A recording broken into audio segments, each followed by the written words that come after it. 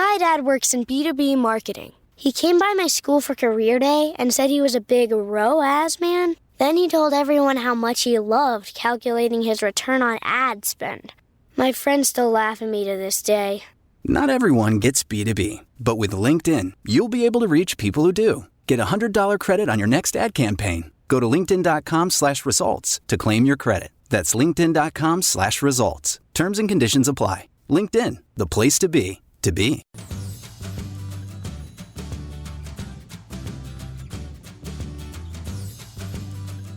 This week, I am joining you for a solo chat about something that A, I'm immensely passionate about, myth busting, and B, a theme that I am definitely seeing more and more. We live in a society where at least, and this is probably very underreported, but at least 50% of women give birth and go on to experience birth trauma. This time in your life requires you to be treated like an individual. You are not a generalized statistic, you're an individual. Your journey is not the same as anybody else's. The message that I am so passionate about getting out there is that, hi, I'm Pip, and welcome to the Midwife Pip podcast, the home of expert information and real talk on all things pregnancy, birth, and beyond. Now, this week, I am joining you for a solo chat about something that A, I'm immensely passionate about, myth busting, and B, a theme that I am definitely seeing more and more amongst the expectant mums and parents that I speak to day to day. And we're going to kick off. I'm going to be completely transparent with you guys on this conversation. And so I want you to do the same back to me if possible. So if anything that I talk about kind of sparks something with you, makes you think, gosh, that's where I am at the moment, or maybe that's where I was, please do drop me a message. Drop me a message on Instagram, midwife_pip, or an email if you prefer. You can reach me at pip@midwifepip.com, because we deserve better as women, as mothers, as pregnant people. We deserve so much better than the narrative that currently exists out there around birth. And the conversation that I am hearing, that I'm getting in my inbox all the time at the moment, is that for preparation, women are filling their Instagram feeds or their social media, or maybe their podcast listens, with positive birth content and positive birth stories. Now, here's the thing. If your birth preparation consists of filling your feed with positive birth content and consuming positive stories, hoping for a really lovely positive birth, just going to be really optimistic and maybe go with the flow, if you have thought that you are not in control of your birth, so there's no point having a plan, you are leading yourself down a path of being at risk of birth trauma. I'll say that again.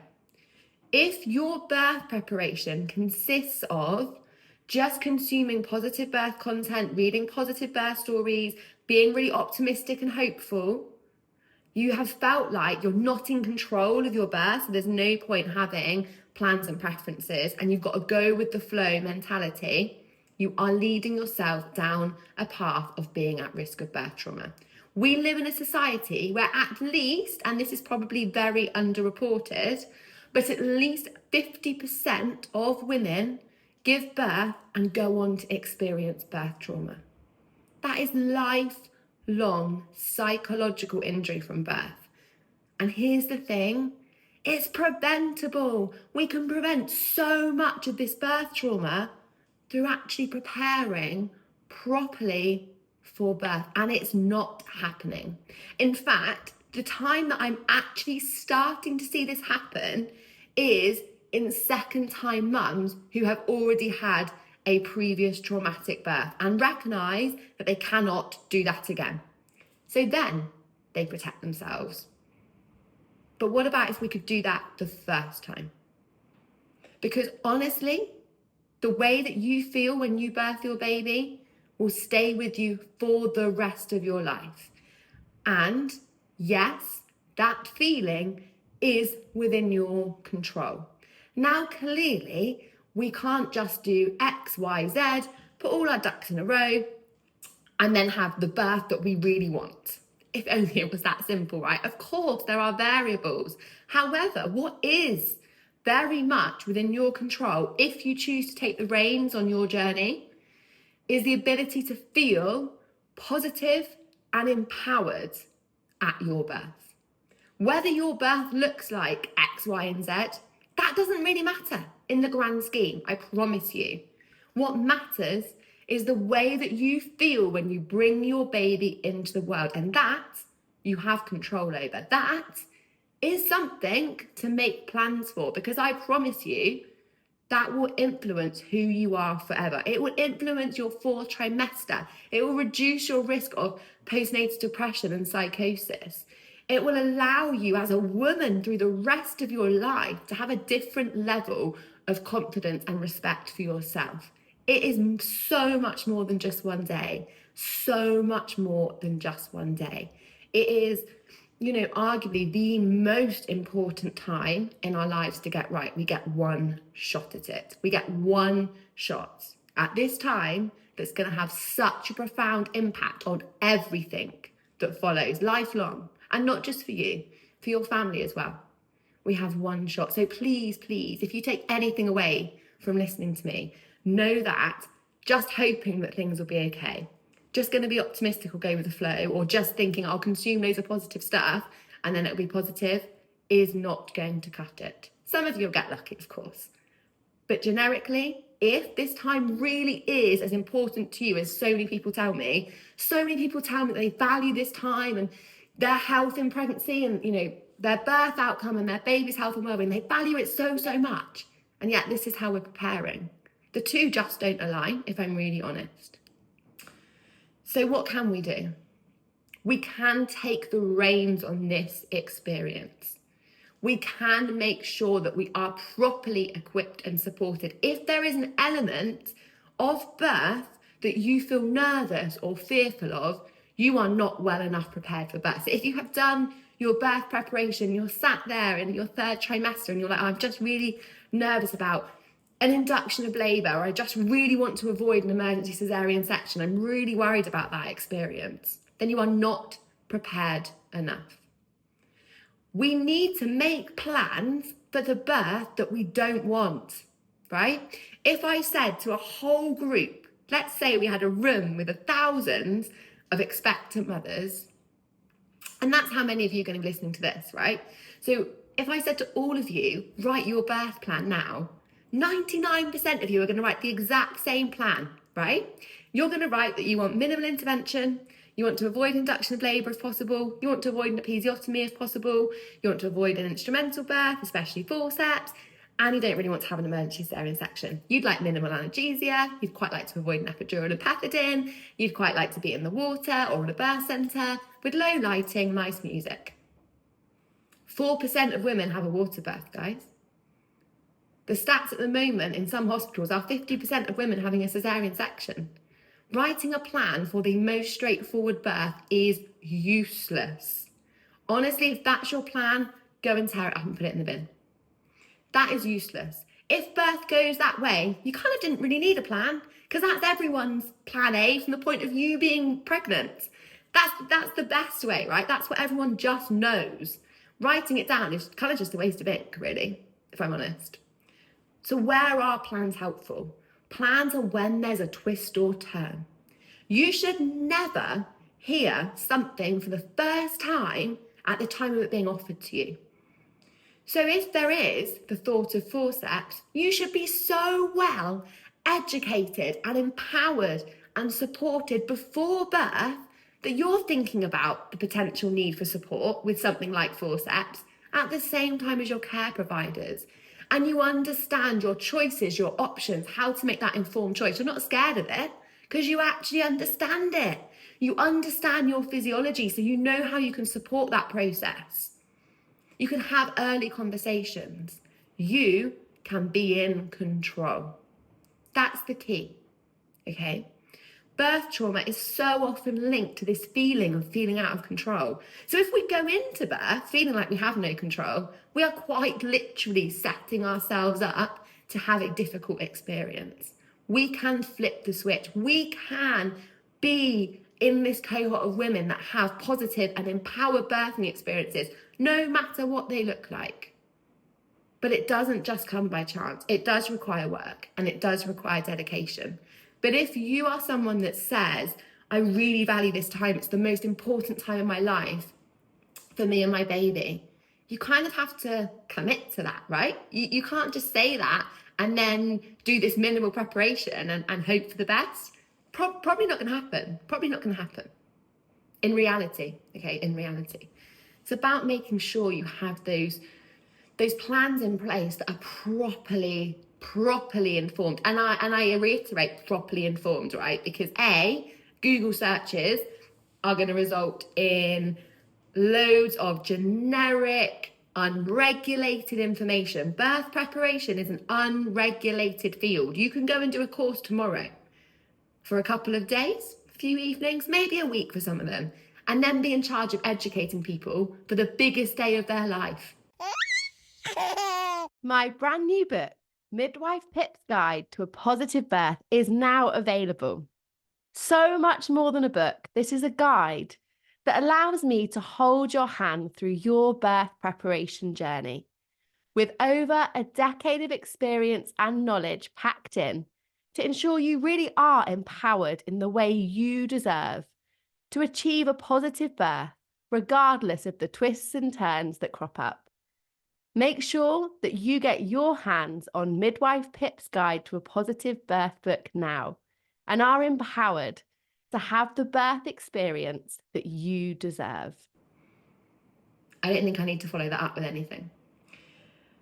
This time in your life requires you to be treated like an individual. You are not a generalized statistic, you're an individual. Your journey is not the same as anybody else's. You and your baby have an individual set of everything.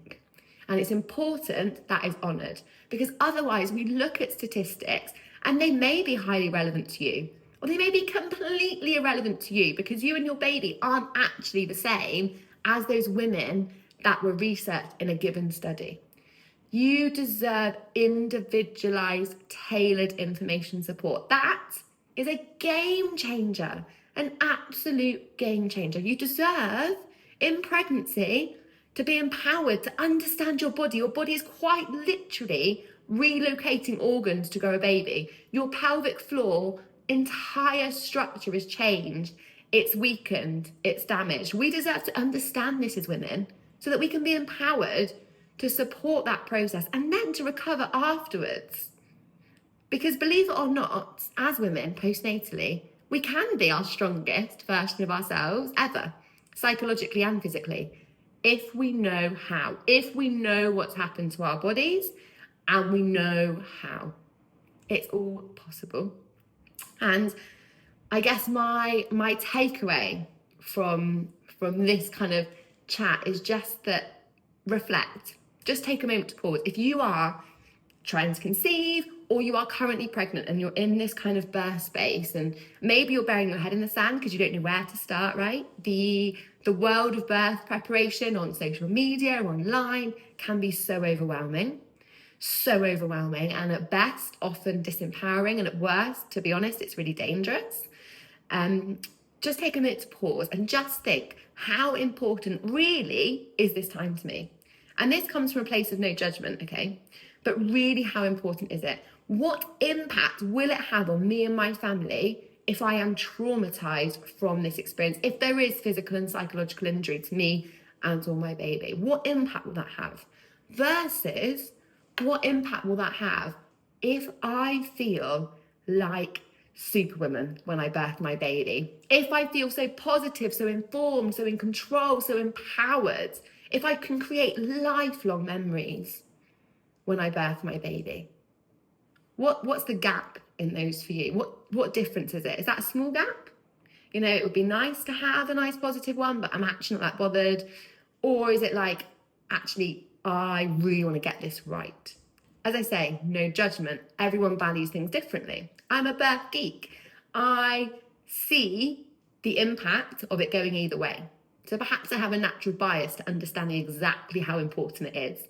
But what I really want to stop is this trap of women going through their first naively, not knowing what they don't know, having an awful time, being filled with regret at what should be such a magical, positive time in their life, and then speaking to me afterwards saying, how do I do this differently, Pip? And yes, we can achieve that, and it's amazing, and you have this night and day, black and white, incredible transformation that can support some of that healing, but it never needed to be that way in the first place, right? You could have had 2 of those experiences. And I meet women that just cannot even get their head around having another child because their first experience has been so hard. And to me as a midwife, that it honestly brings tears to my eyes, because I know how different it can be. I just know how different it can be. And I just promise you that this is not a time to have any regret over, because it does have such a big impact. So just consider what that gap looks like for you. And if that gap's quite big, if actually you start to realize, no, I need this to be positive, I need to be empowered, I need to be informed, I don't want to go into my birth blind and kind of feel like things are just happening to my body and I am out of control. I want to take the reins. I want to make sure I understand, I'm informed, I'm empowered, I'm supported. I want to make this great for me and my baby and our future. Then consider how you've looked at other times in your life that felt that important. Weddings are a classic. If you spent time, money, energy, resource on planning your wedding, think why? Why did you do that? Same with holidays, right? Why did you do that? Often, that's because you recognize that that day was really important. You were going to make lifelong memories. And naturally, you wanted those memories to be positive and empowering, and you're going to look back on them, forever, and you're going to share that story with friends and family for years to come. They're all the same thing we want from our birth, no? We want to look back on our birth for years to come. We want to celebrate that moment with our children. Every birthday, we want to remember, oh my goodness, this time 3 years ago, I was going into labour and this was happening and we did this and I felt this, and all that positivity about your sense of self and body. We reflect on that constantly. And we have the choice, right? We have the choice. We can either do bare minimal support, bare minimal education, tick some boxes, stay safe and alive, and risk that impact, or we take the reins. We make sure we're going to have a positive and empowering experience, and we have the tools and techniques to have that regardless of any twists or turns that crop up. That is a choice we can make. That is a choice that anyone can make. That's within your power, within your control. You can influence this. You can be that birth boss. It's your body and your baby. The work starts as early as possible. It's never too late, but the earlier, the better. So think about, why you did that for your holiday or your wedding. And actually, does that align with birth? And if it does, then really think about how you're choosing to invest in your birth preparation in all aspects: physical, psychological, social, spiritual, time-wise, energy-wise, community-wise, financially, all of that stuff. Think about how that aligns with other moments in your life, and then think, why am I not running those as a parallel? If I truly value it, like I'm saying, why am I not running those as a parallel? And that can be a really powerful reflective exercise, just to do yourself. It's worthwhile really thinking about, guys. It's worthwhile really thinking about, because as we said, we get one shot. This is really important, really important. And I guess the message that I am so passionate about getting out there is that as women, we really do deserve better. Our birth is so important, so important. We don't just want to bury our heads and leave stuff to chance. We put ourselves in such a vulnerable place. So if birth preparation pregnancy empowerment, really understanding your body in pregnancy. So those symptoms don't feel quite so scary and intimidating and uncertain. Actually, you know how to manage them, how to control them. You know how you can positively influence you and your baby's health, which you really can. My goodness, there is no time, those of you with slightly older little people will recognise this. There is no time in your child's life that is as easy to influence their health and well-being than when they're inside you. You know, elements of our nutrition can improve our child's IQ level. Our gut health in pregnancy can reduce the chance of allergic conditions, things like eczema, asthma and allergies, that we're seeing an enormous rise in by around 80%.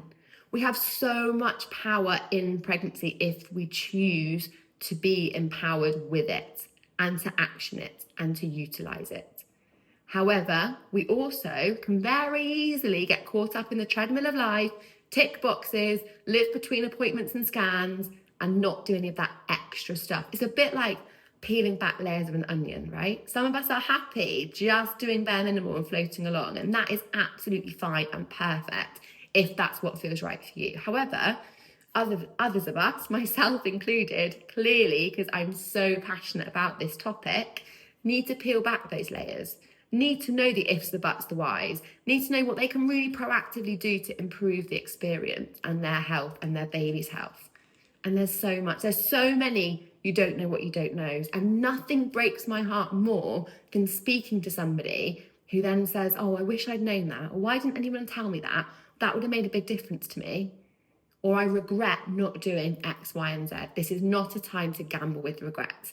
If, God forbid, on your wedding day, someone drops your cake, it's going to feel like a disaster at the time. Guarantee you, 10 years down the line, you're going to laugh at it. If there is a traumatic event or something goes as wrong as that on the day of your birth or during your, pregnancy or postnatal experience, you are not going to be laughing about it in 10 years' time. It's still going to be probably impacting your life in quite a significant way.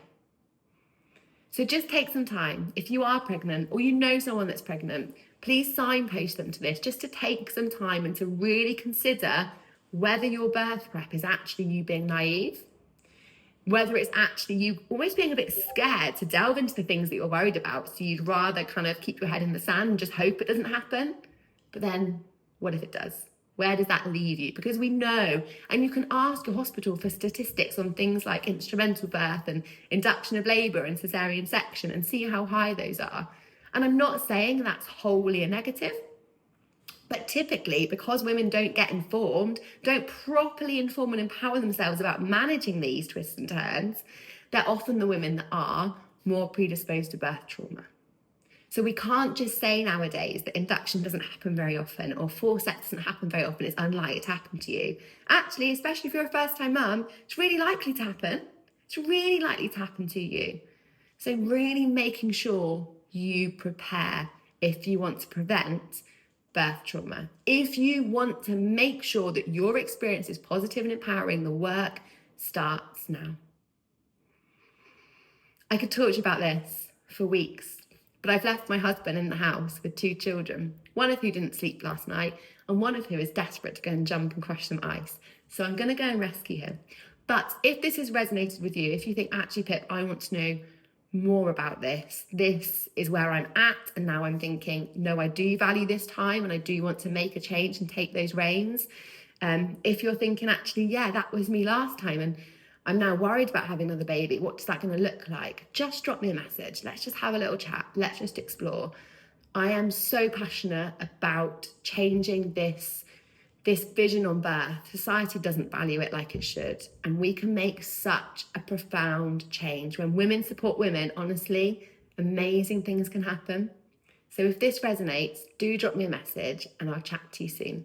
Take care, guys. Speak soon. If you have listened to this birth story, enjoyed it, and feel that you are ready to really embrace and dedicate yourself to having the most informed, supported and empowered journey, and want to see if we may be able to support you in YPJ, your pregnancy and postnatal journey, please drop me a Instagram DM at midwife_pip or get in touch on my email, pip@midwifepip.com, and let's chat through things and see if we might be a good match for each other.